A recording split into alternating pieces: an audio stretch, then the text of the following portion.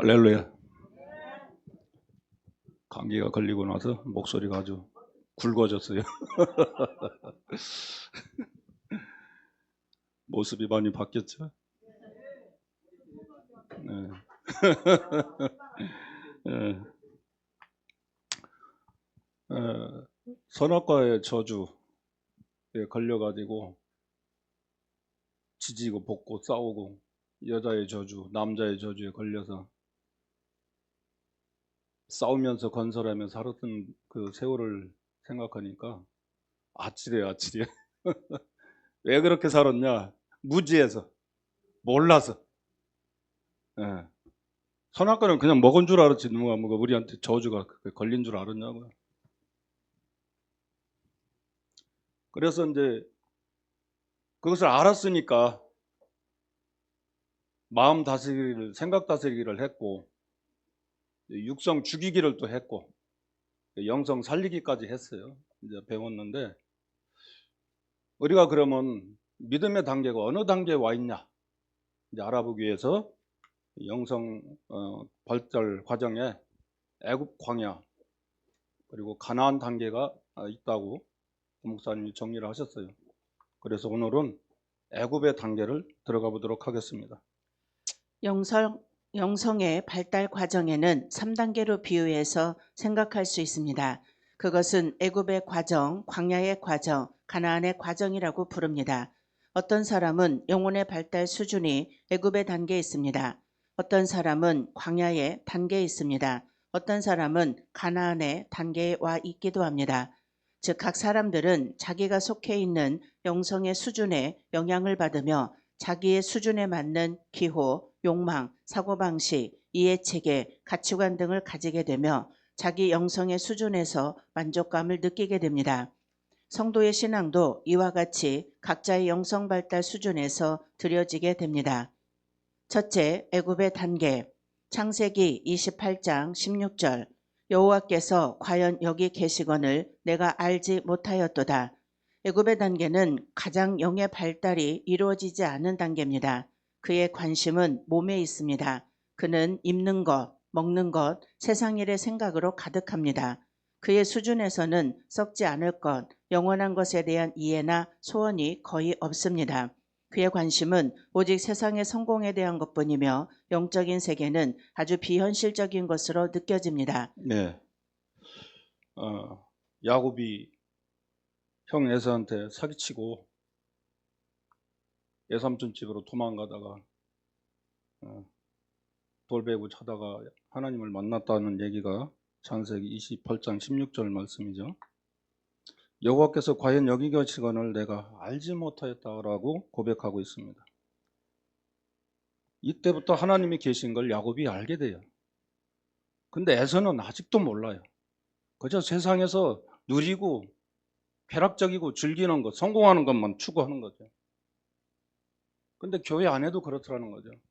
하나님을 만난 사람은 하나님을 알려는 노력을 해요. 더욱더 만나보고 싶어요.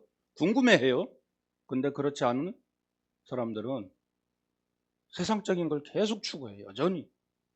세상에서 잘 되는 것, 성공하는 것, 잘 사는 것, 이런 것들만 추구하게 되더라는 것입니다. 그래서 육적인 것만 추구하는데 눈에 보이는 것만 보려고 해요.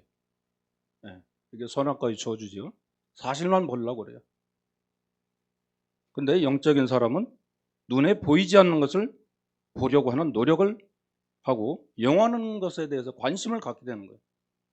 과연 이 세상 밖에 뭐가 있을까 하고 궁금하게 시작한다는 겁니다.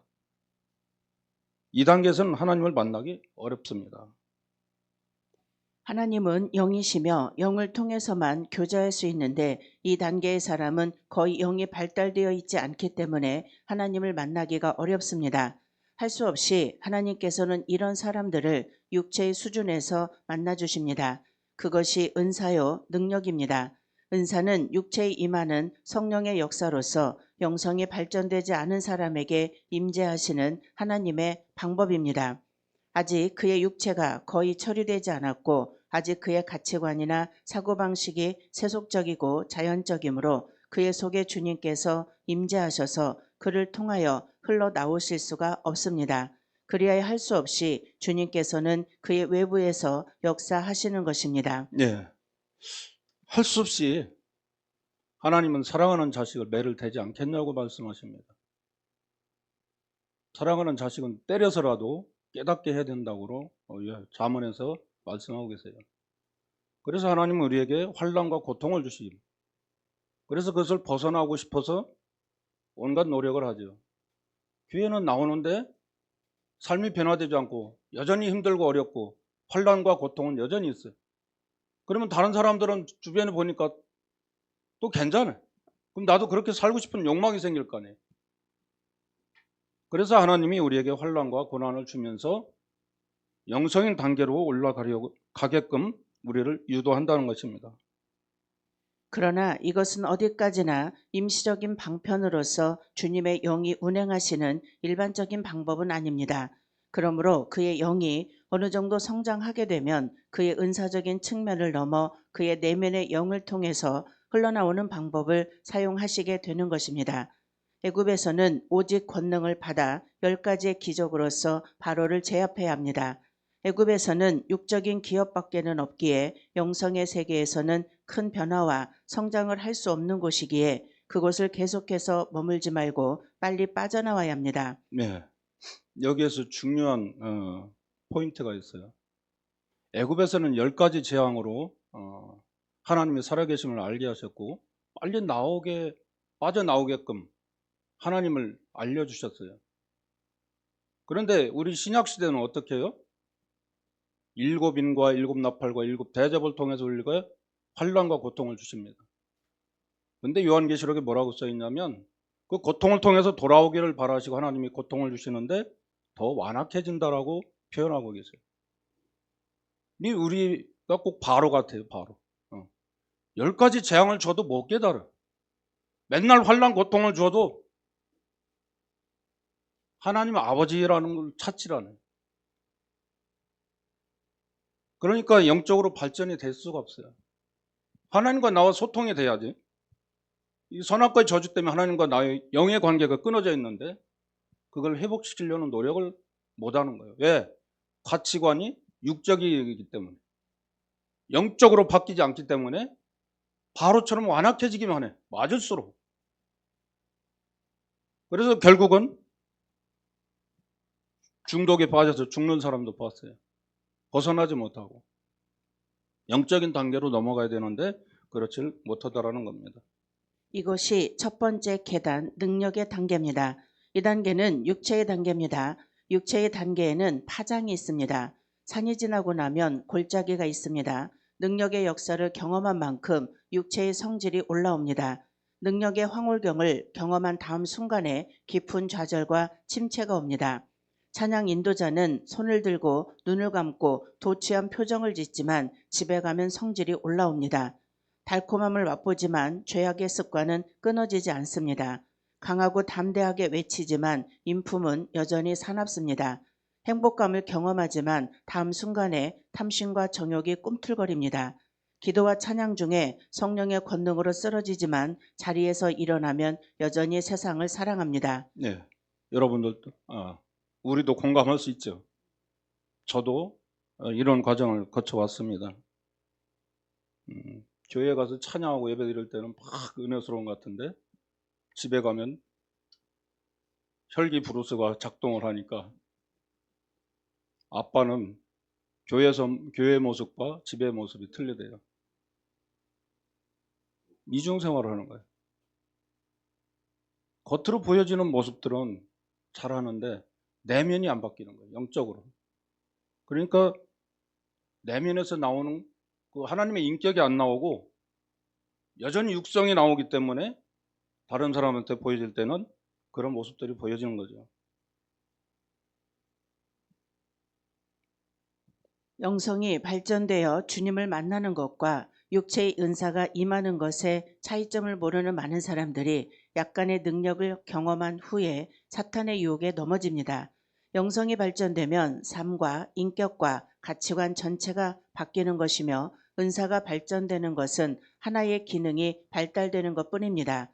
영성은 전체이며 은사는 부분입니다. 네.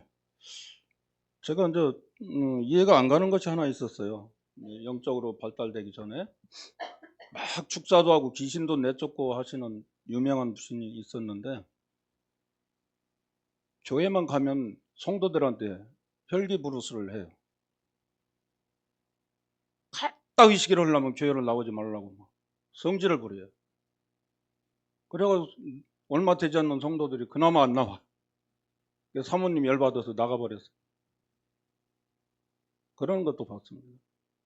그래서 기능이 발달했다고 해서 인격이 발달한 게 아니에요. 하나님의 영성이 발달한 게 아니더라고요. 생전에 발전시킨 영성은 사후에도 유지되지만 은사는 늙을수록 약해지며 죽는 순간에는 사라지고 영원한 곳에선 아무 소용도 없습니다.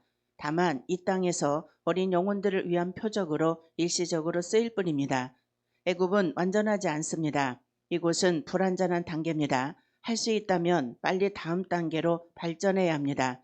애굽은 영혼의 유아기와 같기 때문에 가장 주님의 사랑도 많이 받고 기도의 응답도 많이 받습니다. 그러나 기쁨을 쉽게 많이 맛볼 수 있는 반면에 육이 살아있기 때문에 변화된 삶을 살기가 가장 어렵습니다. 이 단계에서는 기도를 많이 해도 육체의 욕망을 제어하거나 죄성을 이기는 것이 어렵습니다. 결단은 많이 하지만 지킬 수 있는 것은 별로 없습니다. 네. 우리가 새벽 예배 때 이제 출애굽을 하면서 제가 깨달은 게 있어요. 애굽에서 탈출하려면 우리가 어떻게 해야 되냐면 쓴나물과 어린 양 고기를 씹어 먹어야 되는데, 그걸 어떻게 하면 곱 씹어서 마음까지 내려와야 돼요. 말씀을 우리가 내 쓴뿌리와 가시들과 함께 씹어서 내 안에 뭐가 있는지를 알고 예수님의 그 어린 양 고기, 그 살, 말씀, 이거를 같이 씹어서 내 감정과 마음까지 내려와서 밖으로 표출되지 않으면 여전히 내 육성밖에는 나올 수가 없어요. 예수님이 없으니까. 예수님의 살로 내 배를 채웠으면 예수님의 모습이 나와야 되는데 그렇지 않더라는 거예요. 그 다음에 그걸 먹을 때는 어떻게 먹으냐 하면 진리의 허리띠를 띠고 평안의 복음의 신을 신고 능력의 지팡이를 들고 하루를 넘기지 말고 먹으라는 거예요. 매일매일 먹으라는 거예요. 말씀. 그렇죠? 그렇지 않고는 애굽도 못 건너고 광야도 못 건너고 가나안도 못 들어가요. 이것이 우리가 말씀의 순종이라고 생각합니다. 그리고 그걸 먹되 누룩 없는 빵을 먹으라고 그러잖아요. 그러면 세상 잡생각을 넣어서 말씀을 먹는 게 아니라 하나님이 나에게 뭐라고 말씀하시는지 그것을 생각하고 말씀을 먹어야 된다는 거예요. 그것이 누룩 없는 빵이더라고요. 그런데 우리는 늘 누룩을 넣어서 빵을 먹게 돼요. 하나님 말씀을 보면 나에게 적용할 때 내 누룩을 넣어서 먹어. 그러니까 변질된 거예요. 하나님 뜻이 어디에 있는가? 예수님이 나에게 뭐라고 말씀하시는지를 정확하게 판단하고 분별해야 되는데 선악과적으로 육적으로 판단을 하고 먹기 때문에 여전히 육성이 변하지 않는다는 겁니다. 수없이 후회하고 울어보아도 그 순간이 지나고 나면 다시 옛 습관을 되풀이합니다. 이 단계를 통과하려면 많은 환난과 고통, 좌절, 실패의 경험이 필요하며 깨달음과 순종을 통해서만 다음 단계로 갈 수 있고 많은 시간이 필요합니다. 그 시간은 각 개인이 경험하고 깨달은 분량과 순종의 정도에 따라 결정되어지는 것입니다. 교훈을 빨리 익히고 다음 훈련의 단계로 가는 사람도 있으며 고집이 세고 미련해서 똑같은 고생을 계속 반복하는 사람도 있습니다. 예, 저 같은 사람도 있더라고요. 저는 뭐 혈기부르스라든지 뭐 오래 참는 거, 그런 거는 잘해요. 근데 제가 가장 못하는 것 중에 하나가 정욕과 탐심이었어요. 늘 말씀을 볼 때마다 그 양심이 찔렸어요. 그래서 제가 그것을 차단하기 위해서 11월 달에 미국을 갔다 온 뒤로 미국 유언시스터하고 전화 통화를 일절 지금까지 끊고 한 통화도 안 했어. 내 안에 그런 것들이 자꾸 작동을 해. 그래서 끊임없는 훈련을 통해서 내가 노력하지 않으면 안 되더라는 거죠. 혈기도 올라오면 절제하는 훈련을 가져야 된다라고 말씀하고 있고, 세상에서도 6초만 참으래. 6초 말하기 전에 6초만 참고 내가 어떻게 말해야 될지를 생각하면 실수를 줄일 수 있다고 그러는 거예요. 근데 그걸 못 참고 그냥 올라오는 대로 내뱉으면 이미 엎질러진 물은 담을 수가 없어요. 그러면 자기도 상처 입지만 남도 상처 입고 힘들게 되는 것이죠. 그래서 좌절과 실패의 경험이 필요하고 깨달음과 순종을 통해서만 다음 단계로 넘어갈 수 있는 많은 시간이 필요해요. 우리가 짧은 시간에 고쳐지지 않잖아요. 아까도 말했지만 여러분이라는 이 단어를 써보니까 잘 안 지워지잖아요. 내가 말 속에 못같이 하면 맨날 말 속에 그것을 섞어서 말을 해야지 돼요. 근데 그걸 제가 계속 억제하다 보니까 어느 날 안 하게 되더라고요. 어떤 사람은 너무 그 욕이 심해서, 아, 형님, 그거 사돈 만나가지고 사돈 앞에서도 그렇게 할 거요? 그렇게까지 내 쫑꼬를 준 적이 있어요. 너무 그렇게 심하게 말끝마다 그런 말을 섞어 쓰니까. 근데 교회 안에서도 그런 분들이 종종 있더라고요. 예. 애굽에서는 영의 느낌이 거의 없고 몸의 감각에만 민감하기 때문에 묵상 기도나 듣는 기도를 하기 어렵습니다. 영의 발전 상태나 성향이 사람마다 약간 다르긴 하지만 대체로 애굽에선 몸을 사용해 기도합니다. 발성 기도나 손을 사용하거나 몸을 움직이면서 기도합니다. 이 사람들에게 내적 기도를 가르치면 그들은 졸거나 잠이 듭니다. 그들은 하품을 하거나 능력이 오지 않는다고 불평을 합니다. 어느 정도 영성이 발전될 때까지 그들은 소리를 질러야 할 것입니다. 박수를 치고 몸을 흔들어야 할 것입니다. 조용한 곳을 견디지 못하기 때문에 그들은 웃고 떠들며 재밌는 곳으로 가야 할 것입니다. 고요함은 그들 속에 있는 어둠의 세력을 드러내기 때문에 어둠의 영들이 그들에게 고통을 주고 그들은 견뎌내지 못하는 것입니다. 그래서 그들은 죄의 고통을 견딜 수 있기 위하여 스스로 영성의 세계에 둔감해지는 것입니다. 네. 그 웃고 떠드는 거에서는 아주 발달돼 있어요. 우리가 교회에서도 성도들끼리 모이면 영적인 얘기, 신앙적인 얘기를 하는 것이 아니라 육적인 얘기, 가정 얘기, 남 얘기, 그러면서 오히려 불화를 일으키고 어려움을 당하게 되죠. 근데 우리가 이 가치관과 생각을 바꾸게 되면 그런 얘기는 중단해야 되는 거예요. 그게 선악과라는 것이기 때문에 봐야 될 것은 보지 못하고 안 봐야 될 것을 보게 되는 거예요. 자꾸.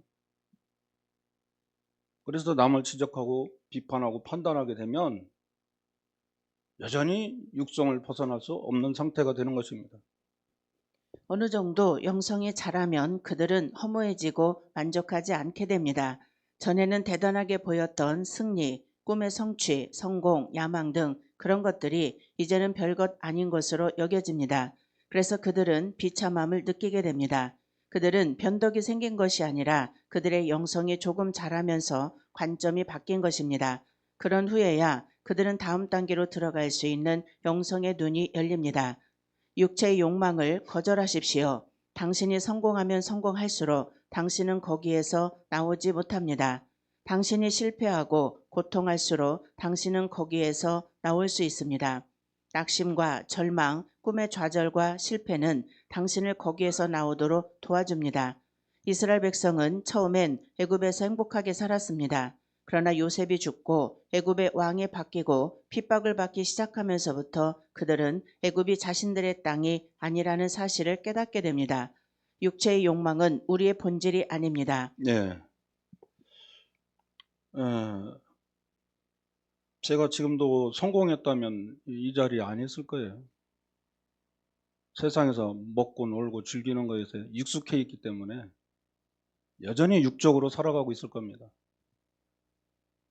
그런데 저에게 고통을 주었기 때문에, 아주 죽을 만큼 고통을 주셨기 때문에 아주 죽기를 작정하고 주님을 만나지 않으면 안 됐어요. 그래서 영적인 단계로 넘어갈 수 있었습니다. 누구나 바닥을 치지 않으면 하나님 못 만나요. 왜? 내 힘으로 살 수 있으니까. 하나님 필요 없어요. 왜? 없어도 잘 살고 있으니까 찾을 필요가 없어요. 근데 하나님은 가만 놔두지 않아요. 아버지가 내게 주신 자녀는 결코 잃어버리지 않겠다고 하신 주님이 우리를 그냥 두겠냐고. 어떻게든 매를 떼서 아주 그냥 쌍코피 터지게 만들어서라도 돌아오게 만들죠. 귀퉁뱅이 쳐서라도 돌아오게 만들어요. 근데 이 애굽 단계에서 우리가 생각할 것이 뭐냐면, 그렇게 죽기 직전까지 내몰려야 하나님을 찾게 되는 그 우리 육성이 참 바로 같다는 생각을 하게 돼요. 10가지 재앙을 주어서 죽기 직전까지 가야만 그때서야 돌아오는. 근데 아이러니하게도 지금 현재도 똑같아요. 나에게 자극이 없으면 여전히 옛 모습 그대로 살아가려고 하는 이 육체적 욕망이 우리 안에 여전히 존재하고 있다는 것입니다. 그래서 이 육체적 욕망은 우리의 본질이 아니라는 것을 깨닫게 하시는 거예요. 영원한 세계가 있는데 너희들은 그걸 못 단다는 거예요. 이 육신의 장막집은 허물어지면 끝이라는 거예요.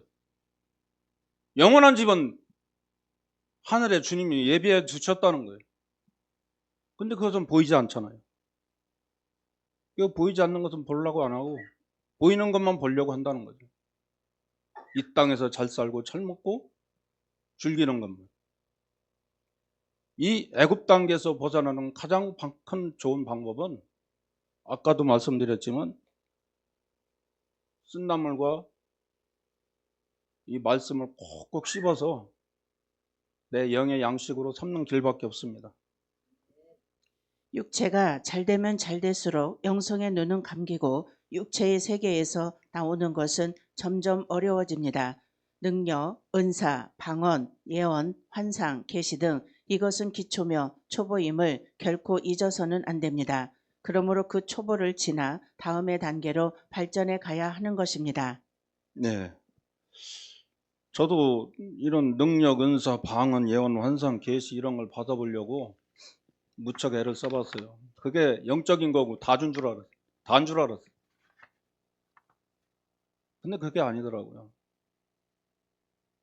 이 고목사님한테 와서 배우고 보니까 그거는 기초 단계. 그냥 하나님을 알게 하려고 우리에게 하나님이 주신 기능인데, 그게 단 줄 알고 하나님의 인격과 지혜를 닮아가려고 하질 않아요. 뭐 축사해서 기진 내쫓고 병 고치면 그게 다 영적인 건 줄 알고 그 이상 나아가질 않으려고 그래요. 그러다 보니까 오늘날 교회가 세상과 구별이 안 돼. 능력은 행하는데 인격이 아니에요. 그래서 우리가 광야에서 벗어나는 방법을 오늘 배웠습니다. 어떻게 해야 된다고요? 나의 쓴뿌리, 가시 같은 것을 이 말씀과 같이 씹어서 내 양식을 만들어서 씨가 돼서 밖으로 나와야 될 때 하나님의 인격과 지혜가 나온다는 거예요.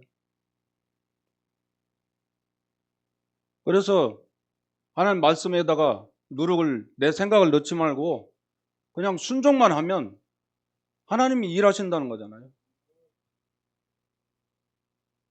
저도 이번에 많이 마음이 왔다 갔다 했어요. 태국 가는데 경비가 나오질 않아서 동생들한테 좀 부탁을 해봤더니 자기들도 힘들다고 앞으로는 얘기도 하지 말고 간다 소리도 하지 말래. 아주 창피를 독하게 당했습니다. 그러고 이제 주님 말씀을 다시 붙잡기 시작했죠. 주님, 요단강에 발을 담그면 갈라진다고 했으니까 주시겠죠. 저는 가겠습니다. 주님 주실 줄 믿습니다. 그랬더니 생각지도 않게 제 생일날 모든 게 다 해결됐어요. 이런 기적들을 자꾸 맛보니까, 이 경험을 쌓으니까 이제 자신감이 생겨요. 주님이 하실 것이라는 것. 말씀만 붙잡고 가고 순종만 하면 주님이 일하실 것이 확신이 됩니다. 감사합니다.